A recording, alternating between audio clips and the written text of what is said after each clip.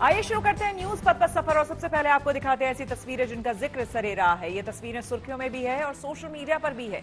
इनसे आपका बाखबर होना बेहद जरूरी है क्योंकि चौराहे पर इन्हीं की चर्चा है और जब चर्चा में नवजोत सिंह सिद्धू भी हैं।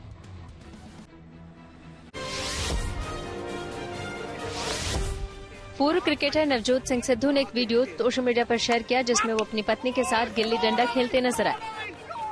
इस पोस्ट में सिद्धू ने लिखा कि हमने दोबारा अपना बचपन जिया, हमेशा इंटरनेट चलाने के बजाय आउटडोर खेल खेलना काफी बेहतर रहता है। इसी वीडियो में दिखाई दे रहा है कि सिद्धू अपनी पत्नी को गिल्ली डंडा खेलना सिखा रहे हैं।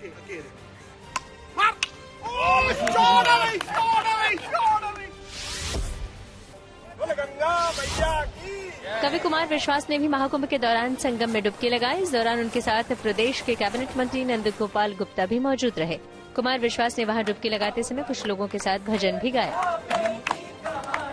और 144 वर्षों में सुयोग जुड़ा है तो इसलिए तो बहुत ही परम सौभाग्य है। मैं इसी समय पर अपने राम गंगा मंडपम में कर रहा हूँ 3 दिन का। तपस्वी राम के चरणों चढ़ी उपहार तक आई, हमारी माँ हमारे लोक के स्वीकार तक आई। तो माँ ने हमारा प्रणाम स्वीकार किया, यही बड़ा।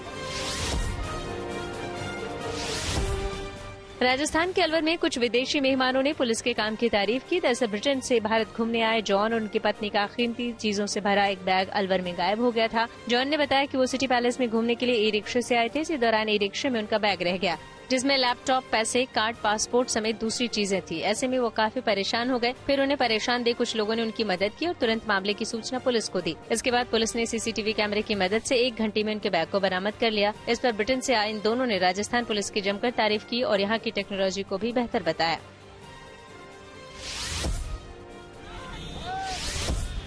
गुजरात के सुरेंद्रनगर में एक दूल्हे की बारात चर्चा का विषय बन गई। इस बारात में दूल्हे के साथ करीब 100 बाराती भी घोड़े पर बैठे नजर आए।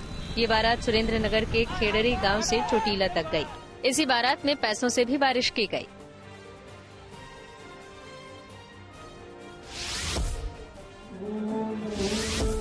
हिमाचल प्रदेश के सीएम सुखविंदर सिंह सुक्खू का गाना गाने का एक वीडियो सोशल मीडिया पर वायरल हो गया। दरअसल सीएम सुक्खू मनाली में कार्यक्रम में शामिल होने पहुंचे थे। इसी दौरान उन्होंने एक पुरानी फिल्म का गाना गाया। उनके इस गाने पर लोगों ने तालियां भी बजाई।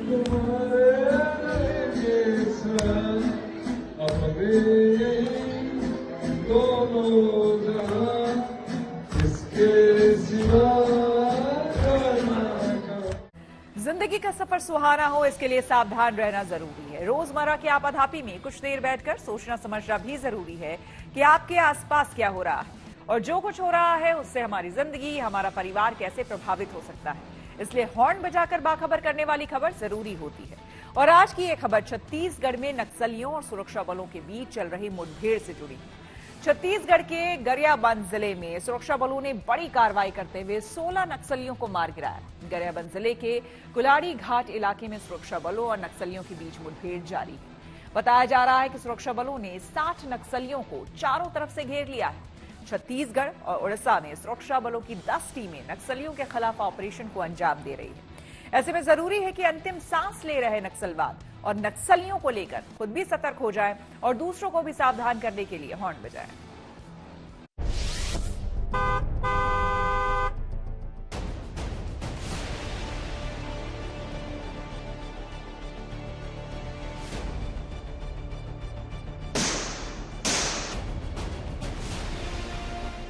छत्तीसगढ़ में सुरक्षा बलों ने नक्सलियों पर कड़ा प्रहार कर 16 से ज्यादा नक्सलियों को ढेर कर दिया और सुरक्षा बल के 1000 से अधिक जवानों ने गरियाबंद के जंगल में 60 से ज्यादा नक्सलियों को चारों तरफ से घेर लिया है और उनके निकल भागने के लिए कोई रास्ता नहीं बचा है। मुठभेड़ के बाद की गई सर्चिंग के दौरान 16 नक्सलियों के शव बरामद किए गए जिनमें महिला और पुरुष नक्सली शामिल हैं। इस दौरान नक्सलियों से चल रहे इस मुठभेड़ में सीआरपीएफ के कोबरा यूनिट का एक जवान भी घायल हुआ है जिसे एयरलिफ्ट करके रायपुर लाया गया। छत्तीसगढ़ और ओडिशा सुरक्षा बलों की कुल 10 टीमें नक्सलियों के खिलाफ ऑपरेशन को अंजाम दे रही हैं। सर्चिंग के दौरान और भी नक्सलियों के शव मिलने की संभावना जताई जा रही है। वहीं जो नक्सली मारे गए हैं फिलहाल उनके शवों की पहचान की जा रही है। सुरक्षा बलों के मुताबिक पहले नक्सली जंगलों में थे और पेड़ों की आड़ से छिपकर फायरिंग कर रहे थे, लेकिन अब नक्सली जंगल से निकलकर चट्टानों में घिर चुके हैं क्योंकि ये खुला इलाका है। अधिकारियों के मुताबिक छत्तीसगढ़ की तरफ से फोर्स की 3 कंपनियां आगे बढ़ रही थी। उधर ओडिशा की तरफ से 7 कंपनियां आगे बढ़ रही थी। जवानों के पास 4-5 ड्रोन हैं। इन ड्रोन से देख कर नक्सलियों को निशाना बनाया जा रहा है। बस्तर में ड्रोन का प्रयोग मुठभेड़ के समय नहीं किया जा सका क्योंकि जंगल इतने ज्यादा हैं कि कुछ भी दिखना संभव नहीं हो पाता। अब ड्रोन कैमरे से देखकर नक्सलियों को मारने का ये पहला प्रयोग है। इस वक्त हम मौजूद हैं कुल्हाड़ी घाट के इस जंगल में और आप मेरे ठीक पीछे देख सकते हैं ये वही पहाड़ियां हैं, भालू डिगी की पहाड़ियां हैं और इसी पहाड़ी के पीछे पुलिस और सुरक्षा बल और नक्सलियों के बीच जो एनकाउंटर है वो जारी है। कल सुबह से 9 बजे के करीब ये एनकाउंटर की शुरुआत हुई थी और लगभग 24 घंटे से भी ज़्यादा का वक्त बीत चुका है। अभी भी यहाँ पर लगातार जो फायरिंग है रुक रुक कर वो हो रही है। जो रायपुर आईजी है अमरेश मिश्रा ने, उन्होंने नक्सलियों के 12 शव रिकवर होने की बात उन्होंने कही है। फिलहाल अभी भी फायरिंग जो है वो रुक रुक कर लगातार यहाँ पर हो रही है और हम आपको ये बताना चाहेंगे काफ़ी ये जो पहाड़ी है यह काफ़ी दुर्गम पहाड़ी है और इस बीच ये एक खबर निकलकर ये भी सूत्रों के हवाले से सामने आ रही है कि अभी भी जो सुरक्षा बल की 5 अलग अलग टुकड़ियां हैं वो अलग अलग जगहों पर लगातार जो माओवादी है, नक्सली हैं, उनके साथ लगातार एनकाउंटर वहां पर जारी है। पुलिस अधिकारियों के मुताबिक गरियाबंद में सुरक्षा बल और नक्सली मुठभेड़ में 1 करोड़ का इनामी नक्सली जयराम उर्फ चलपति भी मारा गया। वो नक्सलियों का केंद्रीय कमेटी मेंबर बताया जा रहा है। 1 करोड़ का इनामी नक्सली जयराम उर्फ चलपति PLGA 1 कमांडर हिडमा का गुरु था। अब तक 14 से अधिक महिला पुरुष नक्सलियों के शव बरामद किए जा चुके हैं। मारे गए नक्सलियों में माओवादियों के सीनियर कैडर शामिल हैं, जिनकी शिनाख्त की जा रही है। मारे गए नक्सलियों में सेंट्रल कमेटी का सदस्य मनोज और स्पेशल जोनल कमेटी सदस्य गुड्डू भी शामिल है। एनकाउंटर में SLR राइफल जैसे ऑटोमेटिक हथियार बरामद किए गए हैं। नक्सल विरोधी सर्च अभियान में Gariaband operation group E30, cobra 207, CRPF 65 और 211 बटालियन SOG नुआपाड़ा की टीम शामिल है। गरियाबंद मुठभेड़ पर IG रायपुर जोन अमरेश मिश्रा ने जानकारी देते हुए बताया कि गरियाबंद मुठभेड़ में अब तक 16 नक्सलियों के शव बरामद किए गए हैं। AK-47, SLR, इंसास और अन्य ऑटोमेटिक हथियार बरामद किए गए हैं। सर्च ऑपरेशन जारी है। अभी हाल ही में अमित शाह ने कहा था कि 31 मार्च 2026 तक देश से नक्सलवाद पूरी तरह से खत्म कर देंगे। ओडिशा और छत्तीसगढ़ बॉर्डर पर कुल्हाड़ी घाट के जंगल में बड़ी संख्या में नक्सलियों की मौजूदगी की सूचना मिली थी। इस सूचना के मिलने के बाद ओडिशा और छत्तीसगढ़ पुलिस ने एक साथ नक्सलियों के खिलाफ संयुक्त ऑपरेशन लॉन्च किया। कुल्हाड़ी घाट रिजर्व फॉरेस्ट के घने जंगलों में सुरक्षा बल नक्सलियों के खिलाफ अब तक की सबसे बड़ी कार्रवाई को अंजाम दे रही है। गरियाबंद जिले के मैनपुर थाना के अंतर्गत कुल्हाड़ी घाट में माओवादियों के साथ हमारे सुरक्षा बलों का मुठभेड़ हुई है और अभी तक 1 दर्जन से अधिक माओवादियों के मारे जाने की सूचना मिली है और 1 हफ्ते के अंदर ही ये 2 बड़ी मुठभेड़ नक्सलियों के साथ हुई है और हमारे जवानों को भारी सफलता मिली है और हमारी सरकार नक्सलवाद के ताबूत पर आखिरी कील ठोकने का काम कर रही है। निश्चित रूप से माओवाद जो कैंसर के रूप में है, इसको समूल नष्ट करने में हम लोग सफल होंगे। छत्तीसगढ़, ओडिशा और आंध्र प्रदेश में नक्सलियों का सफाया करने के लिए सुरक्षा बल लगातार ऑपरेशन को अंजाम दे रहे हैं। ऐसे में ये जानना जरूरी है कि पिछले कुछ महीनों में सुरक्षा बलों और नक्सलियों के बीच कब कब मुठभेड़ हुई। 16 जनवरी 2025 छत्तीसगढ़ तेलंगाना बॉर्डर पर मुठभेड़ में 18 नक्सली ढेर हुए। 10 जनवरी 2025 सुकमा बीजापुर बॉर्डर में 3 नक्सली मारे गए। 22 नवंबर 2024 सुरक्षा बलों ने सुकमा में 10 नक्सलियों को मार गिराया। 5 अक्टूबर 2024 दंतेवाड़ा नारायणपुर मुठभेड़ में 38 नक्सली ढेर हो गए। 5 सितंबर 2024 छत्तीसगढ़ तेलंगाना बॉर्डर पर मुठभेड़ में 6 नक्सली ढेर। 3 सितंबर 2024 दंतेवाड़ा बीजापुर बॉर्डर पर 9 नक्सली मारे गए। 29 अगस्त 2024 नारायणपुर कांकेर मुठभेड़ में 3 महिला नक्सली ढेर। 20 जुलाई 2024 सुकमा के जगरगुंडा में 1 नक्सली मारा गया। 18 जुलाई 2024 दंतेवाड़ा मुठभेड़ में महिला नक्सली मारी गई। 17 जुलाई 2024 छत्तीसगढ़ महाराष्ट्र बॉर्डर पर 12 नक्सली ढेर। जाहिर है गरियाबंद में एक साथ 1 दर्जन से ज्यादा नक्सलियों के मारे जाने से नक्सल खेमे में हड़कंप मचा हुआ है। ऐसे में जरूरी है कि अंतिम सांस ले रहे नक्सलवाद और नक्सलियों को लेकर खुद सतर्क हो जाएं और दूसरों को भी सावधान करने के लिए हॉर्न बजाएं।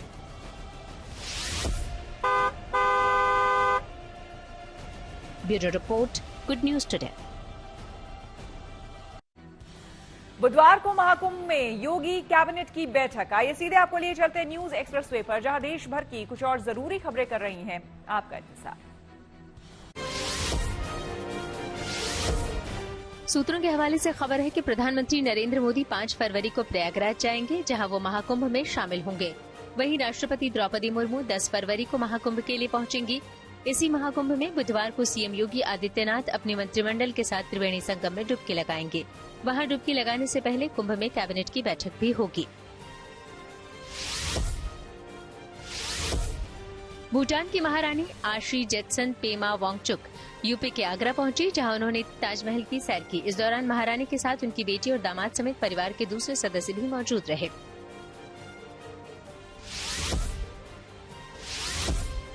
उद्योगपति गौतम अडानी महाकुंभ में शामिल होने के लिए प्रयागराज पहुंचे। इस दौरान उन्होंने इस्कॉन मंदिर में पूजा अर्चना की।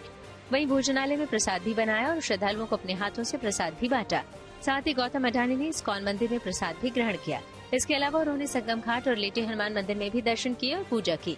यहाँ दर्शन के बाद गौतम अडानी ने बताया कि उनके छोटे बेटे जीत अडानी की शादी 7 फरवरी को दीवा शाह के साथ होगी।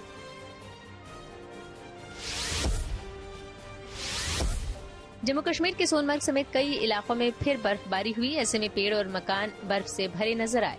इस बर्फबारी से वहां तापमान में भी गिरावट दर्ज की गई है।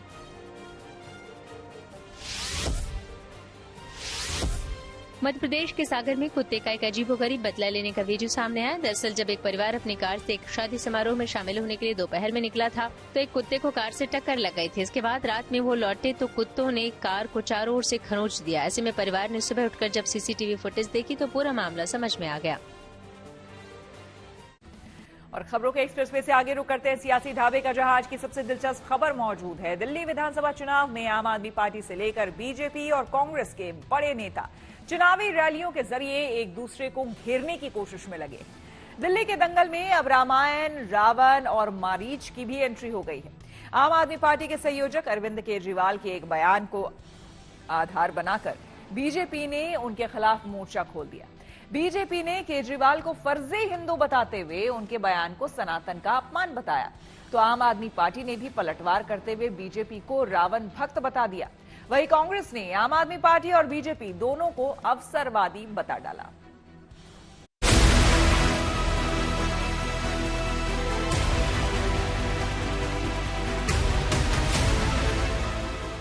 दिल्ली की सियासत में रामलीला का ऐसा प्रवचन दिया गया कि रामायण पर महाभारत छिड़ गया। अरविंद केजरीवाल ने राम, लक्ष्मण, सीता, मारीच और रावण से लेकर सोने के हिरण वाली ऐसी कथा सुनाई कि पब्लिक के मुंह खुले के खुले रह गए। केजरीवाल ने भगवान राम, लक्ष्मण और सीता को लेकर क्या कहा, पहले वो सुन लीजिए। एक दिन रामचंद्र जी खाने का इंतजाम करने जंगल में गए। माता सीता को अपनी झोपड़ी में छोड़ गए और लक्ष्मण को बोले कि तू सीता मैया की रक्षा करेगा। इतने में रावण आया सोने का हिरण बनके। आया कि नहीं आया? सोने का हिरण बन के आया। सीता मैया लक्ष्मण को बोली मेरे को ये हिरण चाहिए। लक्ष्मण बोला ना मैया, भगवान राम कह के गए हैं कि मेरे को आपकी रक्षा करनी है। उसने बोली नहीं, मैं तेरे को आदेश देती हूं, जाओ और हिरण को पकड़ के लाओ। लक्ष्मण के पास चारा नहीं था। लक्ष्मण चला गया और वो रावण अपना वेश चेंज करके और सीता मैया का हरण करके ले गया। केजरीवाल ने रामायण की कथा सुनाई तो बीजेपी को उन्हें घेरने का मौका मिल गया। बीजेपी आरोप लगा रही है कि अरविंद केजरीवाल चुनावी हिंदू हैं, इसलिए उन्हें रामायण के बारे में सही जानकारी नहीं है। शायद उनको ये भी नहीं पता कि सोने का हिरण बनके रावण नहीं राक्षस मारीच आए। और शायद ये वही लोग हैं आपदा वाले जिन्होंने दिल्ली के स्कूलों की हालत खड़ी कर दी है कि क्लास 9वीं की कक्षा के 1 लाख से अधिक छात्र फेल हो गए।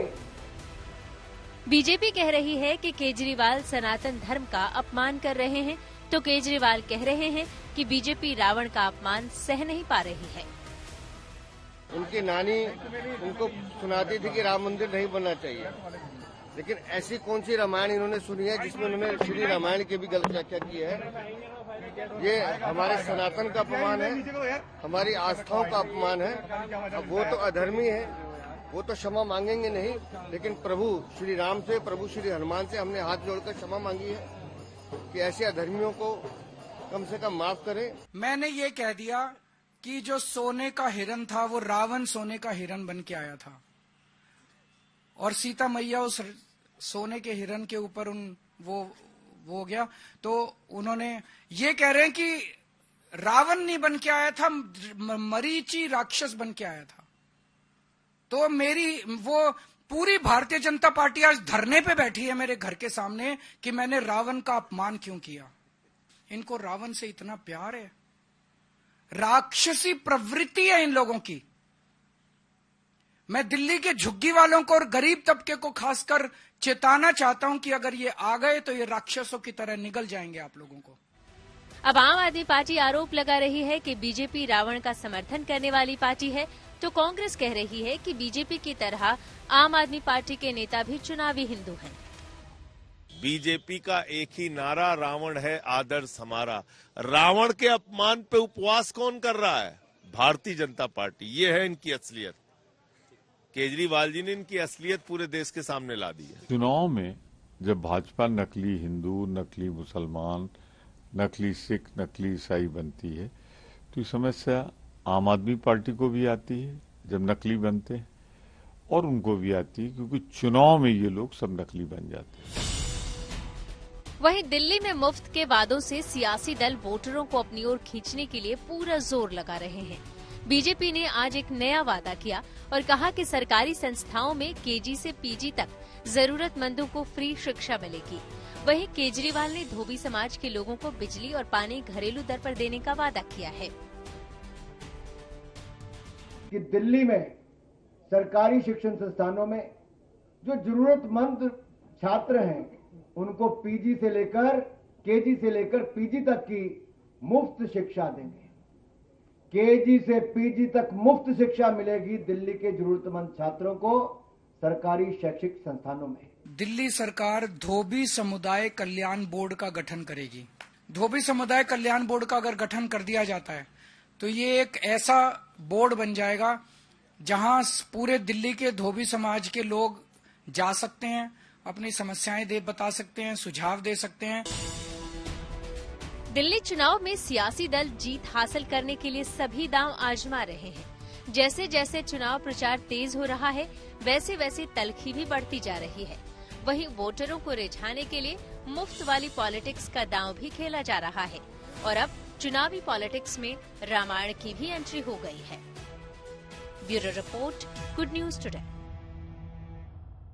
न्यूज पथ पर आगे है धन बाजार, जहां शेयर बाजार से लेकर कारोबार तक की सभी अहम खबरें होती हैं और इसका सीधा रिश्ता आपकी आमदनी, आपकी जेब से होता है।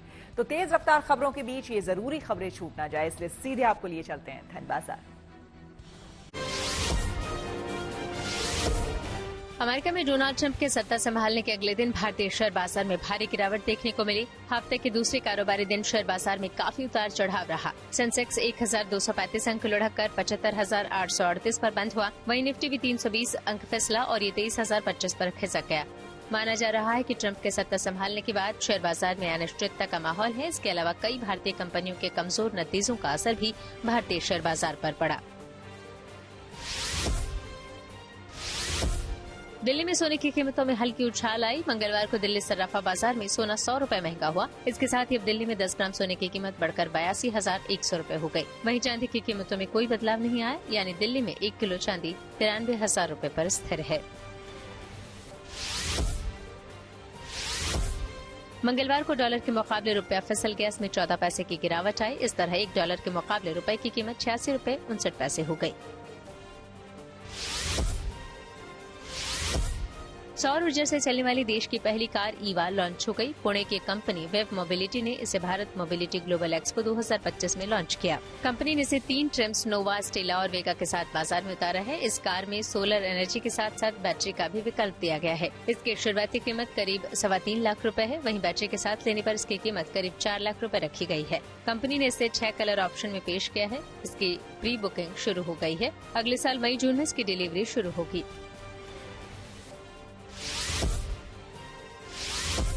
अब न सिर्फ घंटों की दूरी मिनटों में तय होगी, बल्कि सड़कों पर भारी ट्रैफिक से भी राहत मिलेगी। दरअसल भारत मोबिलिटी ग्लोबल एक्सपो 2025 में एरोस्पेस स्टार्टअप कंपनी सरला एविएशन ने अपनी पहली फ्लाइंग एयर टैक्सी को पेश कर दिया है। कंपनी ने इसका नाम शून्य रखा है। इस एयर टैक्सी में पायलट के अलावा 6 लोग बैठकर सफर कर सकते हैं। कंपनी का दावा है कि ये 250 किलोमीटर प्रति घंटा की रफ्तार से उड़ान भर सकता है। साल 2028 में इसे सबसे पहले बेंगलुरु में लॉन्च किया जाएगा। इसके बाद मुंबई, दिल्ली, पुणे जैसे बड़े शहरों में इसे लॉन्च करने की तैयारी है। न्यूज पथ के सफर में अब सोशल अड्डा का रुख करते हैं, जहां आज बात होगी दिल्ली विधानसभा चुनाव की, जहां वोटरों को लुभाने के लिए सभी पार्टियों ने मुफ्त की रेवड़ी बांटने के वादों की झड़ी लगा दी। बीजेपी ने तो आम आदमी पार्टी को सत्ता से हटाने के लिए संकल्प पत्र पार्ट 2 भी जारी कर दिया है, जो कि पहले से ही दिल्ली में मुफ्त वाली कई योजनाएं चला रही। चुनाव जीतने पर आम आदमी पार्टी ने महिलाओं को हर महीने दी जाने वाली राशि 1,000 रुपए से बढ़ाकर 2,100 रुपए करने का वादा किया। इसके अलावा 60 साल से ऊपर के बुजुर्गों के लिए सरकारी और प्राइवेट अस्पतालों में पूरी तरह मुफ्त इलाज का वादा किया है। इसके साथ ही केजरीवाल की पार्टी ने चुनाव जीतने पर छात्रों को बस में मुफ्त यात्रा की सौगात देने का भी वादा किया है। इसके अलावा पुजारी ग्रंथी योजना के तहत पुजारियों और ग्रंथियों को हर महीने 18,000 रुपए वेतन का वादा किया है। ऑटो चालकों के लिए 10 लाख रुपए का बीमा, उनकी बेटी की शादी में 1 लाख रुपए की सहायता का भी आम आदमी पार्टी ने वादा किया है। वहीं बीजेपी ने आपकी मुख्यमंत्री महिला सम्मान योजना की कार्ड के लिए बीजेपी ने भी महिलाओं के लिए 2,500 रुपए कैश बेनिफिट ट्रांसफर स्कीम का ऐलान किया है। इसके साथ ही बीजेपी ने वादा किया है कि गर्भवती महिलाओं को मातृत्व सुरक्षा योजना के तहत 21,000 रुपए दिए जाएंगे। बीजेपी के संकल्प पत्र के मुताबिक दिल्ली में भी 5 लाख रुपए तक मुफ्त इलाज से जुड़ी आयुष्मान भारत योजना लागू की जाएगी। इसके अलावा 5 लाख रुपए तक का अतिरिक्त स्वास्थ्य बीमा दिया जाएगा। दिल्ली में अगर बीजेपी चुनाव जीती तो रसोई गैस सिलेंडर पर 500 रुपए की सब्सिडी दी जाएगी और होली दिवाली पर 1-1 सिलेंडर मुफ्त भी दिया जाएगा। इसके अलावा अटल कैंटीन योजना के तहत झुग्गियों में रहने वालों को 5 रुपए में खाना खिलाया जाएगा। बीजेपी का एक चुनावी वादा यह भी है कि 60 से 70 साल के बुजुर्गों को हर महीने 2,500 रुपए पेंशन दी जाएगी और जो बुजुर्ग 70 साल से ऊपर के हैं उन्हें 3,000 रुपए पेंशन मिलेगी। दिल्ली के वोटरों को लुभाने के लिए बीजेपी ने यह भी वादा किया है कि राजधानी में महिलाओं के लिए मुफ्त बस यात्रा, मुफ्त बिजली, पानी जैसी जो योजनाएं फिलहाल लागू हैं उसे जारी रखा जाएगा। दिल्ली वालों से लोक लुभावन वादों के मामले में कांग्रेस भी पीछे नहीं। उसने भी प्यारी दीदी योजना के तहत महिलाओं के लिए हर महीने 2,500 रुपए देने का वादा किया। इसके अलावा पढ़े लिखे बेरोजगारों को 1 साल की अप्रेंटिसशिप और उस दौरान उन्हें हर महीने 8,500 रुपए देने का वादा किया। केंद्र की आयुष्मान योजना या फिर आम आदमी पार्टी की तरफ से मुफ्त इलाज के वादे की काट करते हुए कांग्रेस ने 25 लाख रुपए तक के मुफ्त इलाज का वादा किया है। इसके अलावा कांग्रेस ने मुफ्त राशन किट, 500 रुपए में एलपीजी गैस सिलेंडर और 300 यूनिट तक मुफ्त बिजली का ऐलान किया। जाहिर है दिल्ली का विधानसभा चुनाव मुफ्त की रेवड़ी बांटने वाले वादों के भरोसे लड़ा जा रहा है। इस मुद्दे पर दिल्ली के वोटर क्या सोचते हैं, ये जानने के लिए हमने कुछ लोगों से बात की और उनकी राय जानी। दिल्ली चुनाव में क्या चल रहा है? दिखाना बीजेपी को, देना कांग्रेस को। मतलब खाना पनीर है, बताना आलू है, दिखाना बीजेपी को है और देना कांग्रेस को है। फ्री की योजनाएं बहुत सारी आ रही हैं, पहले से ही बिजली फ्री, पानी फ्री, शिक्षा फ्री। अब तो है कि जो बेरोजगार है उसको भी फ्री, जो महिलाएं हैं उनको भी फ्री। महीने में 3,000 बोल रहा है, कोई 2,500 बोल रहा है, कोई 2,100 बोल रहा है। अच्छा लग रहा है ये सब? नहीं। मेहनत सर्वप्रथम है। फ्री नहीं मिलना चाहिए? नहीं मिलना चाहिए, बिल्कुल नहीं मिलना चाहिए। और बुरा लगता है किसी को फ्री में देखते हुए कि फ्री में हर एक चीज मिल रही है, तो फिर हम काम कब करेंगे? समोसे के लिए पैसे दिए ना आपने? क्यों नहीं देंगे? फ्री में कौन दे देगा यार? अरे फ्री में इतना कुछ इलेक्शन में मिल रहा है, वो तो ले ही रहे हैं ना। अरे कोई नहीं। बिजली पानी फ्री मिल रहा है अभी? अरे ना मिल रहा है। क्यों? 16 हजार का बिल आता है। 16,000 का बिल आता है? किस चीज का? दुकान का, बिजली का। अच्छा, लेकिन इस महीने 690 का ही आया है। चुनाव आ गया इसीलिए। अच्छा, ये सब फ्री की चीजें चाहिए कि नहीं चाहिए दिल्ली की जनता को? यार जब हमारे पास इतने पैसे तो हम गरीब क्यों हैं फिर आज तक यार? तो हमारे पास इतने पैसे हमारे देश के लाएंगे कहाँ से, देंगे कहाँ से? और इतने पैसे तो हम गरीब क्यों हैं फिर? तो योजना सही है इन लोगों की? बेवकूफ बनाना कुछ ना किसी को देने के लिए। ज्यादा नहीं है, मतलब कुछ हद तक सही है, मतलब मतलब जो बस सेवा है वो सब परफेक्ट है, लेकिन ज्यादा नहीं देना चाहिए। बेरोजगार भत्ता नहीं देना चाहिए कांग्रेस को? हाँ, मतलब सबके प्रोज और कॉन्स दोनों होते हैं, मतलब देना भी नहीं चाहिए, नहीं भी देना चाहिए। नहीं, फ्री की चीजें जिसको लोग रेवड़िया बोलते हैं, क्या वो इस चुनाव में एक मुद्दा बन सकता है? हाँ, बन सकता है। मतलब फ्री की चीजों से लोग आकर्षित होंगे वोट देने के लिए? बिल्कुल, जैसे अभी केजरीवाल ने बोला था कि जैसे स्टूडेंट्स के लिए बस फ्री करेंगे। हाँ। और मेट्रो कार्ड में 50% रिलैक्सेशन देंगे। हाँ। तो उसकी वजह से मतलब उनको वोट मिल सकता है। देखिए, बीजेपी वादे तो बहुत करती है। इन्होंने ये भी कहा था कि 15 लाख रुपए आपके अकाउंट में आएंगे, नहीं आए। दूसरी चीज, अब ये मजबूर हो गए हैं। अरविंद केजरीवाल जो कहते हैं वो करते हैं, बीजेपी जो कहती है वो बिल्कुल नहीं करती। इन्होंने कहा था कि राजस्थान में भी 500 रुपए का सिलेंडर देंगे, दिया नहीं दिया। यूपी में कहा था कि 500 रुपए का सिलेंडर देंगे, दिया नहीं दिया। तो केजरीवाल में और बीजेपी में सिर्फ फर्क इतना है, जो केजरीवाल कहते हैं वो करते हैं, बीजेपी जो कहती है वो नहीं करती। अब मजबूरी में इनको ये कहना पड़ रहा है, घोषणा करनी पड़ी है, लेकिन बीजेपी पे किसी को भरोसा नहीं है, केजरीवाल पे भरोसा है। सर लालच तो बुरा ही होता है वैसे देखा जाए तो। अरे क्या बात है। ये लालच है भाई साहब। अब देखो कौन फंसता है इस लालच में। लेडीज तो फंसी पड़ी है, समझ रहे हो? आदमी का पता नहीं। अच्छा, कई जगह देखा कि लेडीजों के लिए जो योजना निकाली पैसा देने की, कहीं 3000, यहाँ 2100 कोई कह रहा है, कोई 2500 कह रहा है, कोई 3,000 रुपए कह रहा है, वहाँ उनको वोट मिले हैं उस महिलाओं की योजना के आधार पर। क्या लग रहा है कि महिलाएं इस तरह से ऐसा है मान जाती हैं पैसे के मामले में? केजरीवाल जी को लाने वाली महिलाएं, समझे? लेडीज, जब केजरीवाल जी आए थे 10 साल पहले, जब झाड़ू चलाया था लेडीज ने, जो लेडीज बोलेगी वही होगा घर में। 100 बात की एक। फ्री की योजनाएं आ रही हैं, एक वोटर को एज अ वोटर आपको लुभाती है नहीं लुभाती है? बहुत ज्यादा नहीं लुभाती है ये, क्योंकि एक पार्टी का नहीं है, ये तो हर पार्टी का होता है कि हाँ भाई वो आपस में कंपटीशन होता है उनका, एक दे रही है तो हम फ्री मिलना चाहिए नहीं मिलना चाहिए? बिल्कुल नहीं मिलना चाहिए, ये बहुत ही बड़ी प्रॉब्लम है ये। फ्री का तो जी ऐसा है कि कुछ भी नहीं होना चाहिए फ्री का, तो सही है। फ्री के अंदर क्या नाम आदमी ज्यादा वो उसमें रहता है कि क्या नाम फ्री मिल रहा है, कोई काम नहीं करेगा, धाम नहीं करेगा, अपने घर में पड़ा हुआ है, तो उससे कोई मतलब फायदा नहीं है फ्री वाले में। अपने कमा खा के खाओ, वो बढ़िया है। अमेरिका में मेटा ने पेश की नई ऐप। टेक्नोलॉजी से जुड़ी ऐसी ही हर एक जरूरी खबर को जानने समझने के लिए आइए चलें डिजिटल गली। यूपी की बरेली पुलिस ने आर्टिफिशियल इंटेलिजेंस से अनोखा प्रयोग किया। दरअसल उसने एक AI PRO यानी पब्लिक रिलेशन ऑफिसर पेश किया। इसका नाम सब इंस्पेक्टर जारविस रखा गया है। पुलिस के मुताबिक ये एक डिजिटल दोस्त होगा जो समय समय पर बरेली जोन में पुलिस की ओर से चलाए जा रहे जागरूकता कार्यक्रमों की जानकारी लोगों तक पहुंचाएगा। मेरा नाम सब इंस्पेक्टर जारविस है। मैं समय समय पर आपको विभिन्न जागरूकता कार्यक्रमों की जानकारी देता रहूंगा। अमेरिका में मेटा ने एक नई ऐप पेश की। इसका नाम एडिट रखा गया है। ये ऐप वहां एडिटिंग ऐप कैपकट की तरह ही काम करती है। दरअसल टिकटॉक की मूल कंपनी बाइटडांस की ही कैपकट ऐप है। ऐसे में पिछले दिनों कुछ समय के लिए जब अमेरिका में टिकटॉक बैन हुआ तो कैपकट को भी ऐप स्टोर और प्ले स्टोर से हटा दिया गया था। ऐसे में इंस्टाग्राम ने इस मौके का फायदा उठाते हुए अपनी एडिटिंग ऐप एडिट लॉन्च कर दी। और आइए अब रुक करते हैं प्रगति मार्ग का, जहां ऐसी खबरें हैं जो कि देश की तरक्की, प्रगति और लोगों की काबिलियत दिखाती है।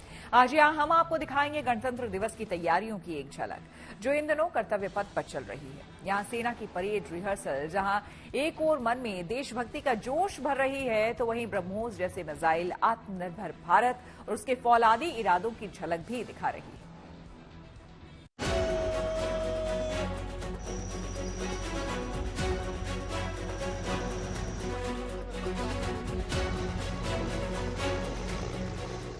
कर्तव्य पथ पर लगा है शौर्य और शक्ति का महाकुंभ, जो देश की ताकत और फौलादी इरादों की झलक दे रहा है। वीर जवानों के ये कदम ताल देख किसी का भी जोश बढ़ जाए।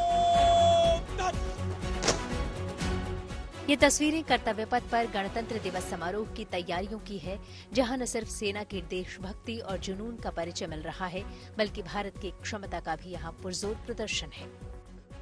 किलोमीटर। अगर इस मिसाइल सिस्टम की बात करें तो ये एक सुपरसोनिक मिसाइल है। अब इसके तीनों वर्जन्स बन गए हैं। भारतीय सेना के पास है, भारतीय नौसेना के पास है और भारतीय वायुसेना के पास, यानी लैंड बेस्ड, सी बेस्ड और अब फाइटर्स के जरिए भी इस ब्रह्मोस मिसाइल को इस्तेमाल किया जा रहा है। ब्रह्मोस मिसाइल भारत की सशक्त सेनाओं का गर्व है और जब गणतंत्र दिवस पर ब्रह्मोस इस मोबाइल ऑटोनॉमस लॉन्चर के साथ अपना बल दिखाएगी तो सिर्फ देश ही नहीं, पूरी दुनिया भी इसे एकटक देखती रह जाएगी। रक्षा के क्षेत्र में देश किस तरह तेजी से आत्मनिर्भरता की ओर बढ़ रहा है, इसकी झलक भी यहाँ खूब मिल रही है। यहाँ न सिर्फ ब्रह्मोस और आकाश मिसाइल बल्कि quick reaction force vehicle Nandi Ghosh जैसे कई हथियार हैं जो भारत की सैन्य ताकत को दिखा रहे हैं। गणतंत्र दिवस समारोह में हर साल जांबाज मोटरसाइकिल सवार भी आकर्षण का केंद्र होते हैं। इन्हें डेयर डेविल्स के नाम से जाना जाता है। मोटरसाइकिल पर इनके तरह तरह के हैरत अंगेज स्टंट देखने वालों को रोमांच से भर देते हैं और इस बार तो डेयर डेविल्स टीम का वर्ल्ड रिकॉर्ड प्रदर्शन देखकर लोग दांतों तले उंगलियां दबाने पर मजबूर हो जाएंगे। आज तक दुनिया में किसी देश के मोटरसाइकिल डेयर डेविल टीम ने ऐसी डेयरिंग कभी नहीं दिखाई। इस बार डेयर डेविल टीम ने 26 जनवरी समारोह से पहले ही अभ्यास के दौरान वर्ल्ड रिकॉर्ड बना दिया है। भारतीय सेना के सिग्नल कोर रेजिमेंट की dare devils motorcycle rider display team ने मोटरसाइकिल पर सबसे ऊंचा मानव पिरामिड बनाकर एक नया रिकॉर्ड कायम कर दिया है। ये तस्वीर दिखाती है कि देश कितनी शक्ति में भी किस तरह का जो बैलेंस है उसको बनाकर चलती है और इसी कर्तव्य पथ पर 26 जनवरी को तमाम जो सेना की शक्तियां हैं, उनकी ताकत है, उनका सामर्थ्य है, उसकी झलक यहाँ पर दिखाई पड़ेगी पूर्ण रूप से। हालांकि एक छोटी सी झलक आज हम आपको दिखा रहे हैं। भारतीय सेना के signal corps dare devil team का लंबा इतिहास है। ये भारतीय सेना की सबसे पुरानी राइडर टीम है। अलग अलग मौकों पर टीम अपनी महारत का प्रदर्शन करती रहती है। अंतर्राष्ट्रीय स्तर पर भी अपने दमदार प्रदर्शन के बूते इसने ख्याति अर्जित की है। सबसे ऊंचे मानव पिरामिड के इस नए रिकॉर्ड के साथ अब टीम के पास कुल 33 विश्व रिकॉर्ड हैं। इनमें Guinness world records, Asia book of records और Limca book of records book में नाम दर्ज हैं। दिल्ली से शिवानी शर्मा के साथ Manish Chaurasia, good news today. इसी के साथ न्यूज पथ में मेरे यानी कि श्वेता झा के साथ फिलहाल इतना ही। देश दुनिया के तमाम पॉजिटिव खबरों के लिए आप देखते रहिए गुड न्यूज टुडे।